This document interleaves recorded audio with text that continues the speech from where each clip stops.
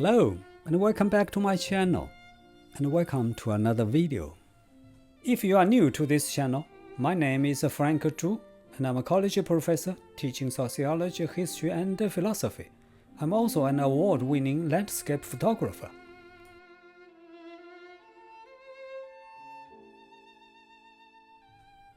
There is no doubt that communication is extremely important in our daily life. However, communication does not always happen the way we want it to. We all have the experience of misunderstanding others or being misunderstood by others. In my sociology lectures, the topic of misunderstanding and misinterpretation in social interaction is a topic many students find extremely helpful. Living in a multicultural society as America, my students are particularly interested in finding out how different cultural backgrounds may cause misunderstandings. In today's video, I'm going to list a few common situations in which misunderstandings are likely to happen and discuss why and how they happen. My emphasis will be on cultural differences, especially between Eastern and Western cultures, because according to my observations, this is the most commonly overlooked situation.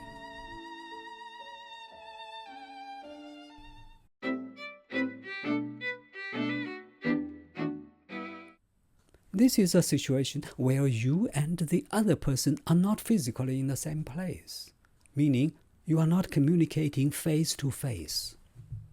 When you cannot see each other's nonverbal signals, especially the facial expressions and gestures, it becomes difficult to accurately understand each other.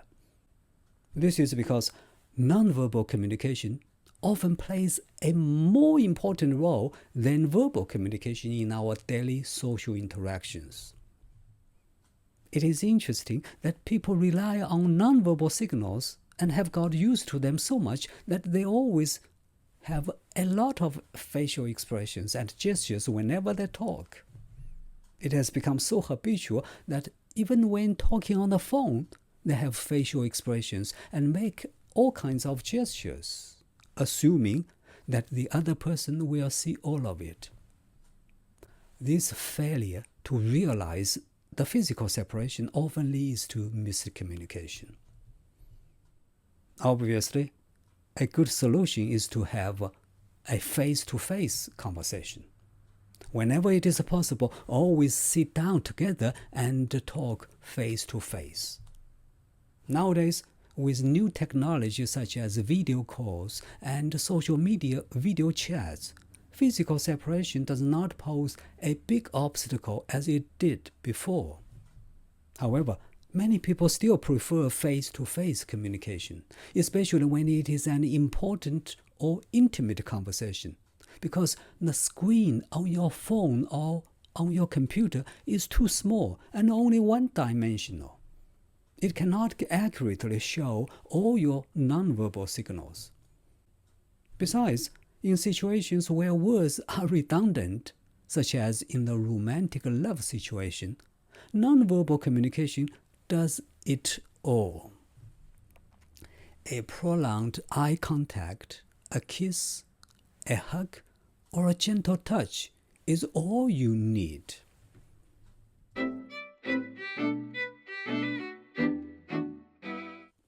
Status difference may be another situation where misunderstanding can occur. Communication barriers can arise between a person of higher socioeconomic status and a person of low status. For example, when a low-income person talks to someone who looks wealthy, misunderstandings may occur. They may read each other's body language in the wrong way. One person may see the other as showing off or arrogant, simply because the other person is wearing an expensive wristwatch. Misunderstanding may also occur in the manager-employee situation, in which the words or the body language of the manager or the employee may not be understood as expected. I know this for a fact because I used to be the chairperson of a big academic department with over 40 faculty members for many years. Once, a new and young faculty member was called into my office for a small trivial student issue. It was probably her first time to talk with me face to face in my office. Sitting across my desk, she was visibly nervous, so nervous that she stuttered and couldn't find proper words to explain herself, although I knew that she was very expressive when talking with her peers. I remember I made special efforts to prevent a possible misunderstanding by her. I cited this example because I believe a situation like this is quite common at workplace. So, what should you do? Well, when you communicate with someone of a higher social status, be self-confident. Keep telling yourself that you are as good as the other. On the other hand, if you are the other guy or a manager, be considerate and sympathetic. Put yourself in their shoes, and you will be less likely to misunderstand them or be misunderstood.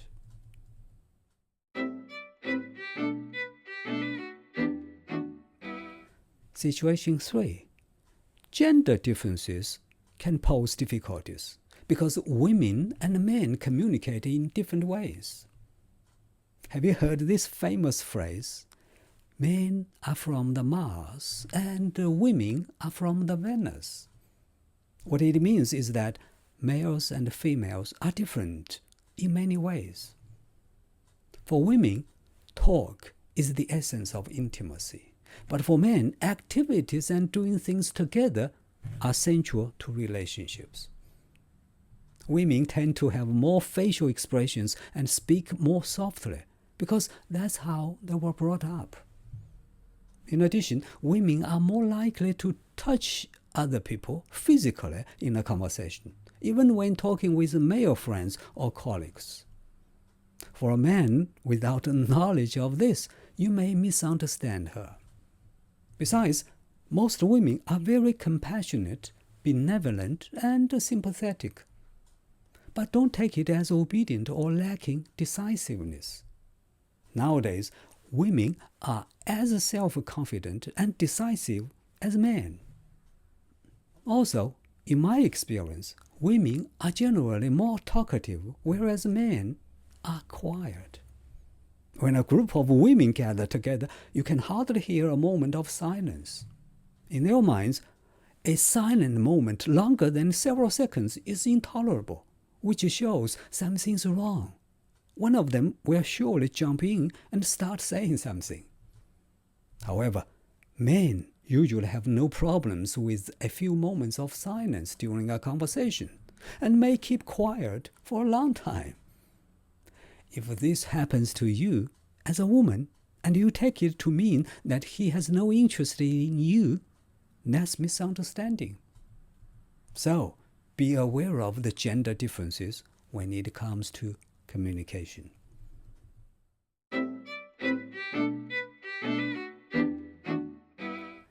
Situation 4.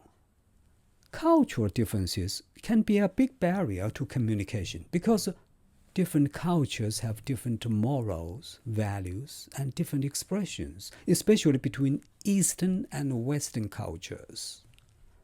An understanding of these differences is particularly important in a multicultural society such as America, although I do know it is also true with Australia and Canada, both of which are multicultural societies, where I lived for long periods of time. For instance, eye contact is not understood in the same way by people from different cultures. Asians, especially Asian females, tend to avoid direct eye contact in a conversation because for Asian women, eye contact is often interpreted as sexual flirtation. But Americans may misunderstand this as being dishonest or evasive. For an American, avoiding eye contact means you are hiding something from me. But for an Asian, if you look at me directly, you are doubting my honesty and sincerity, which is implied and rude. Moreover, some gestures may convey completely different messages in different cultures. For example, the middle finger, which represents curse in American culture, may be totally acceptable and often used in another culture. In addition, cultural stereotypes often prevent people from understanding each other correctly.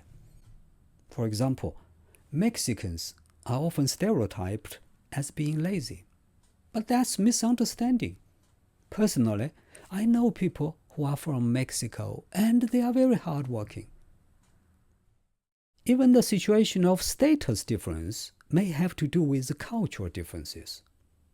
For example, people of Asian cultural backgrounds are more conscious of social hierarchies and status differences in interpersonal interactions. In their eyes, a person of higher status deserves respect.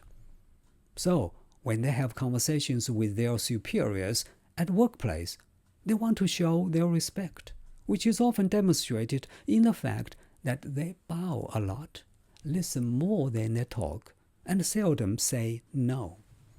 Sometimes they show respect by gift giving. On the other hand, to people who are not aware of the cultural differences, those Asian people may be misunderstood as insincere or even despicable. Finally, there are cultural elements in gender differences as well. When interacting with men, women of Eastern cultural backgrounds tend to be more docile, passive, and indirect in expressing their emotions and opinions. They seldom laugh with wide open mouths. When they smile, they tend to cover their mouth with hand. So, try to know more about the people whom you often communicate with, especially about their cultures. Be observant.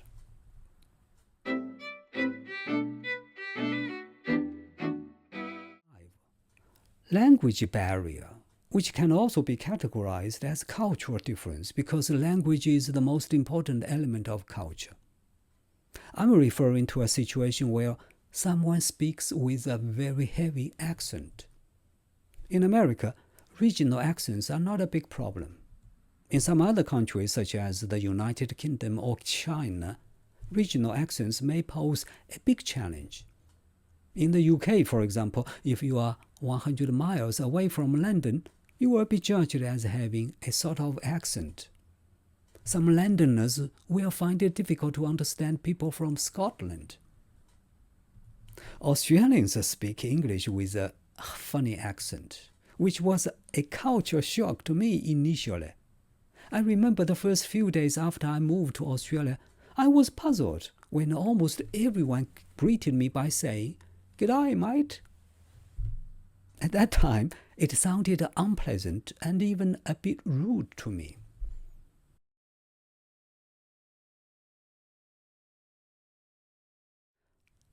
However, I got used to their accent after a few months, and I lived there for quite a few years with a few misunderstandings in terms of language. Here in America, the English language is not the mother tongue for many people. When they speak English, you hear many kinds of accent.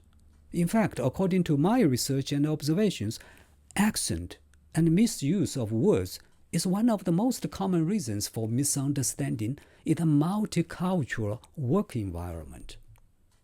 When you find yourself in a situation like this, and when you really want to convey important messages, the best solution is to write them down on a piece of paper to ensure that both of you understand each other correctly.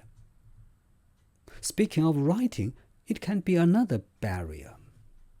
For a person with little education and therefore a very small vocabulary, it will be hard to understand another person who uses big words and long sentences in writing and talking. Poor grammar often leads to confusion as well. That is why I always believe that a good and broad education is the key to avoiding misunderstanding.